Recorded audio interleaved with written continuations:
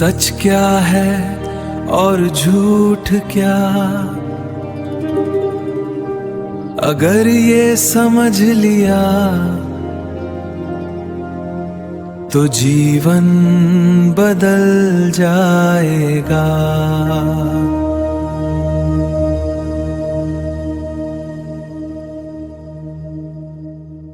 नहीं ना सतो विद्यते भावो ना भावो विद्यते सतः उभयोरपि दृष्टोन्तस्त्वनयोस्तत्त्वदर्शिभिः।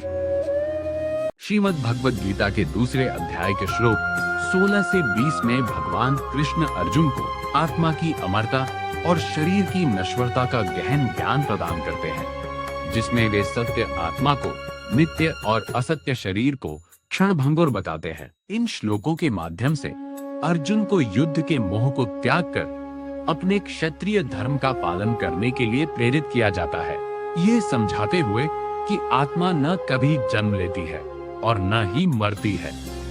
नास्तो विद्यते भावो न भावो विद्यते सतः उभयोरपि दृष्टोन्तस्त्वनयोस्तत्त्वदर्शिभिः।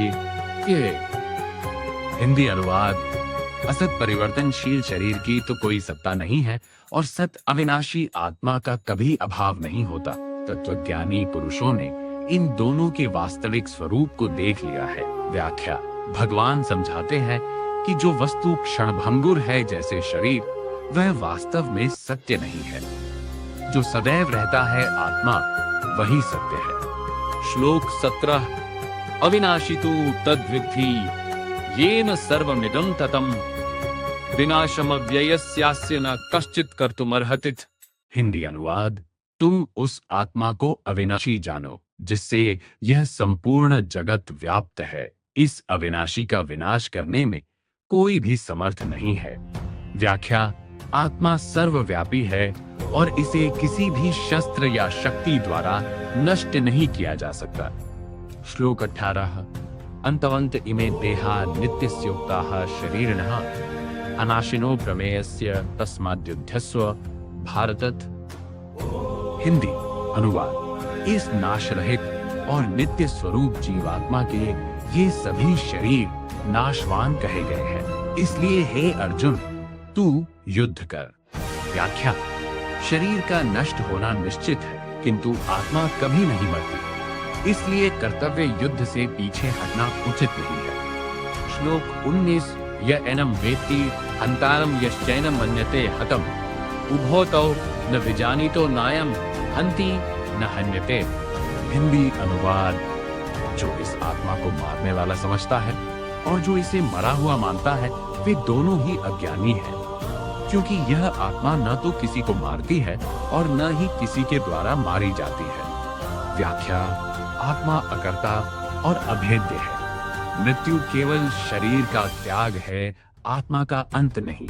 श्लोक 20 न जायते म्रियते व कदाचि ननायं भूत्वा भविता वा न भूयः अजो नित्यः शाश्वतोयं पुराणो न हन्यते।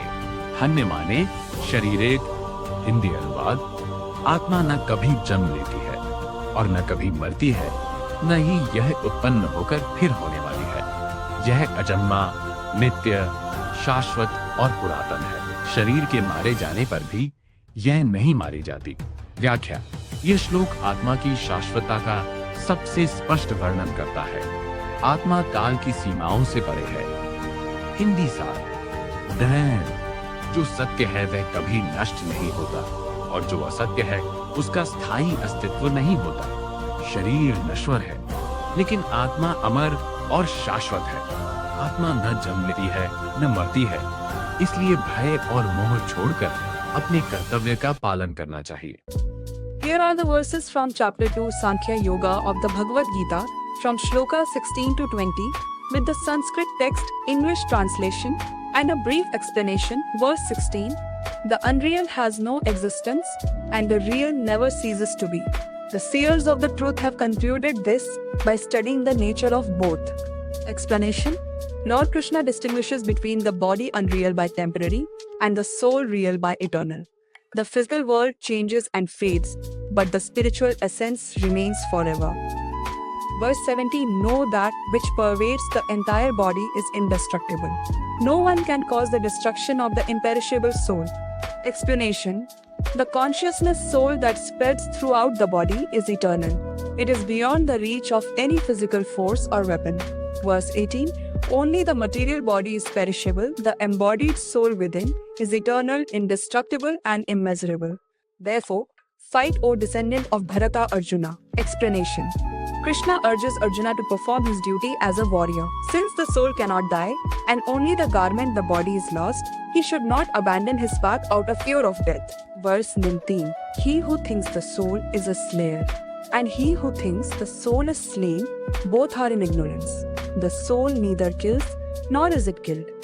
Explanation: this shloka removes the concept of doership in death. The soul is a passive observer of the body's actions and transitions. It is not the subject of destruction.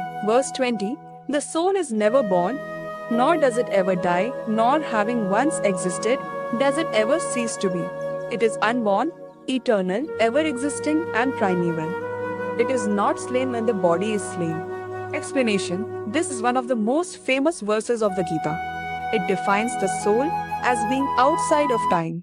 While the body goes through birth, growth, and decay, the soul remains constant and untouched. Would you like to explore the metaphors used in the following verses 21 to 25, such as the changing of clothes? क्या आप भी सत्य को अपनाना चाहते हैं? Subscribe करें और कमेंट में लिखें सत्य। Ready to transform your life? Subscribe and comment truth. जय श्री कृष्णा, राधे राधे।